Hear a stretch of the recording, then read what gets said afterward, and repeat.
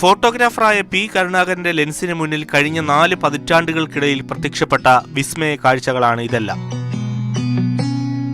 പ്രകൃതി കിട്ടുന്ന കാര്യങ്ങളാണ് കൂടുതൽ നമ്മുടെ മുമ്പിൽ വരുന്നത്. അതേസമയം ഈ ഫ്ലവർ ഹോർട്ടിക്കൾച്ചർ, ഇതുപോലെ ലാൻഡ്സ്കേപ്പ്, ഇതുപോലെ പ്രോഡക്ട്സ്, ഇതൊക്കെ ആസ് ആൻഡ് വെൻ റെഡി ആകുമ്പോൾ കിട്ടുവാണെങ്കിൽ എടുക്കും. അതാണ് നമ്മുടെ ഒരു രീതി. വൈൽഡ് ലൈഫ് റിലേറ്റഡ് നേച്ചർ എല്ലാം. അന്നേരം അവിടുത്തെ ഓപ്പർച്യൂണിറ്റി എന്ന് പറയുന്നത് ആനിമൽസ് ആൻഡ് ബേർഡ്സ് അങ്ങനെ വരുന്നതാണ്.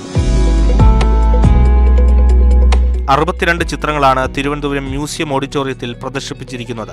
ഓരോ ചിത്രത്തിനും അർപ്പണബോധത്തിന്റെ 1000 കഥകൾ പറയാനുണ്ട്. ഇതിന് വേണ്ടതെന്ന് വെച്ചാൽ ഇതിൻ്റെ മൂവ്മെൻറ്റിനെ പറ്റി പഠിക്കണം. ഒരിക്കൽ ഇങ്ങനെ സാർജിറ്റിൽ വേണം, പിന്നെ ഇവരെ ഇങ്ങനെ കറങ്ങിയായിരിക്കും. അങ്ങനെയൊക്കെയുള്ള അതൊക്കെ നേരത്തെ ഇതിനെപ്പറ്റി പഠിച്ചതിന് ശേഷം ഒരു 4-5 മാസം അതിൻ്റെ പുറമെ ഇന്നതിന് ശേഷമാണ് പിന്നെ ഞാൻ ലൊക്കേറ്റ് ചെയ്ത സ്ഥലത്താവും വരും. എന്നുവെച്ചാൽ ഫ്രൂട്ട് വെച്ച് കൊടുക്കുകയാണ്. അങ്ങനെ ഒരുപാട് പ്രിപ്പയർ ചെയ്ത് ഇതിൻ്റെ തന്നെ ഒരുപാട് പടങ്ങളുണ്ട്.